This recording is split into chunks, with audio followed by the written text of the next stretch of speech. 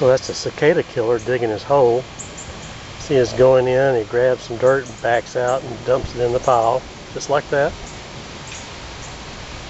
He'll finish digging that hole, then he'll go get him a cicada that's much larger than him, sting it. Well, put eggs in there and then go get a cicada, sting it, bring it back, put it down the hole, and kind of covers it up a little bit. And when the baby hatches, the larva comes out and eats that cicada. It's like a 1-year process.